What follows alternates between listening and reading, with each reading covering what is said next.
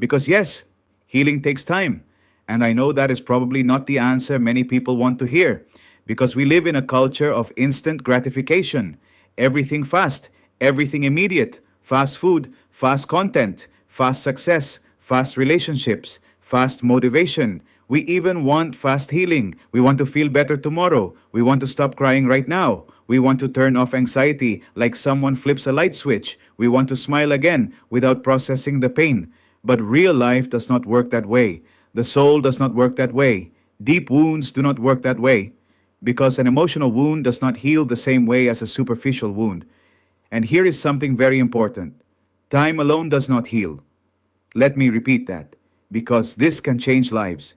Time alone does not heal. Time helps, yes, but time without a process only buries things. There are people saying, 10 years have already passed. It's been a long time. I should be okay by now. Yet they still react from their wounds. They still live from fear. They still carry resentment. They still seek approval. They still run from abandonment. They still sabotage themselves. They are still exhausted. Why? Because not everything that happens gets processed, and what is not processed is often carried forward. So a difficult question arises, an uncomfortable question, a question that can change your life. What part of you still needs healing? Not the part you show others, not the strong part, not the public part, not the filtered version. No, the real part, the one that appears when no one is watching, the part that is still afraid, the insecure part, the exhausted part, the disappointed part, the part that still carries sadness, the part that still asks, why did this happen to me? Because something profound happens when we stop running from our wounds. We begin to understand them. And understanding does not mean justifying. It does not mean staying trapped. It does not mean living as a victim. No, it means making peace with your story. And this is important. Listen carefully. Your story deserves respect. Your pain deserves respect. Your scars deserve respect. What you survived deserves respect, because many times we minimize our suffering. We tell ourselves, others have it worse. I shouldn't feel this way. I have no right to be tired. I have no right to feel sad. I have no right to break down. But listen to this. Pain is not a competition. You do not have to compare yourself to anyone in order to validate what you feel. The fact that someone else has a bigger problem does not mean yours does not matter. Your pain matters. Your anxiety matters. Your exhaustion matters. Your peace matters. Your tears matter. Your healing process matters. And maybe someone needs to hear something very simple. It is okay not to be okay. Let me repeat that. It is okay not to be okay. Not permanently. Not to stay there, but to acknowledge it. Because the first step of any restoration is honesty. And here I want to touch on something that may make some people uncomfortable. Emotional exhaustion does not always come from work. Sometimes it comes from relationships, from connections, from people, from expectations, from environments, from conversations, from unnecessary drama, from toxicity, from people who drain you. Because yes, there are people who exhaust the soul. And perhaps this part will make you think. There are relationships where you stop feeling at peace, relationships where you live with anxiety, relationships where you constantly feel inadequate, relationships where you have to walk on eggshells, relationships where you are always explaining yourself, defending yourself, proving yourself, surviving. And I want to say something powerful. Not everything that stays with you is good for you. Not every friendship heals you. Not every relationship strengthens you.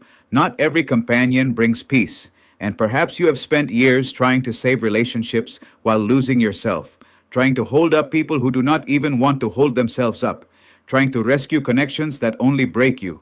And here is something difficult to accept. Sometimes love also means letting go. Sometimes protecting your peace means walking away. Sometimes healing means setting boundaries. And yes, boundaries make people uncomfortable because people get used to the version of you that always gives, always fixes, always forgives, always endures, always stays silent, always gives in. But there comes a point when you must ask yourself, am I abandoning myself just to keep others comfortable? Think about it. Because many people betray themselves every day. They silence themselves. They minimize themselves. They ignore themselves.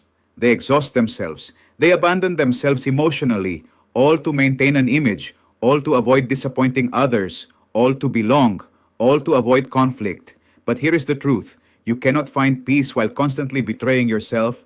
And I know this may touch something deep within you, because there are people listening to this who have spent years forgetting themselves, serving, working, caring, providing, fighting, surviving, but emotionally dry, empty, exhausted. And I want to ask you something. Honestly, when was the last time you listened to yourself? When was the last time you rested without guilt? When was the last time you cried honestly? When was the last time you said, I'm tired? When was the last time you were kind to yourself? Because many of us know how to give grace to others, patience to others, understanding to others, love to others, but we are brutal with ourselves. We demand too much. We punish ourselves too much. We speak to ourselves harshly. And I want to tell you something today. Stop talking to yourself as if you were your own worst enemy. Because some people have devastating internal conversations. I'm not enough. I always fail. I'm useless. I'm not making progress. I'm worthless. I'll never make it. I'm a failure. And listen to this. The way you speak to yourself affects the way you live. If you mentally tear yourself down every day, eventually you will start to believe it. And here, I want to speak to you from a place that is both spiritual and deeply human. There is a silent battle taking place inside many people. The battle of identity. The battle of feeling enough. The battle of feeling loved. The battle of feeling worthy. The battle of feeling seen. And perhaps that is why so many people live exhausted. Because they are trying to earn love, earn acceptance, earn value, earn identity. But I want to tell you something freeing. Your worth is not something you earn. Your worth does not depend on productivity. It does not depend on money. It does not depend on followers. It does not depend on a title. It does not depend on a relationship. It does not depend on approval. It does not depend on perfection. Your worth exists because you are human, because you breathe, because you are here, because your story matters, because you still have purpose. And yes, even if you cannot see it right now, even if you are tired, even if you feel lost, even if you feel like you are moving too slowly, even if you feel like life has hit you too hard, there is still something valuable inside of you. Something that pain may have tried to extinguish, but could not destroy. Because, listen to this, you are wounded, but you are not finished. Let me repeat that. You may be tired, you may be battered, you may be confused, but you are not finished. And maybe today, you do not need a magical solution. Maybe today you simply need permission to breathe, to stop, to cry, to heal, to stop pretending. Because remember this, not everything that smiles is healthy, but everything that chooses to face its wounds will one day smile again, genuinely and wholeheartedly.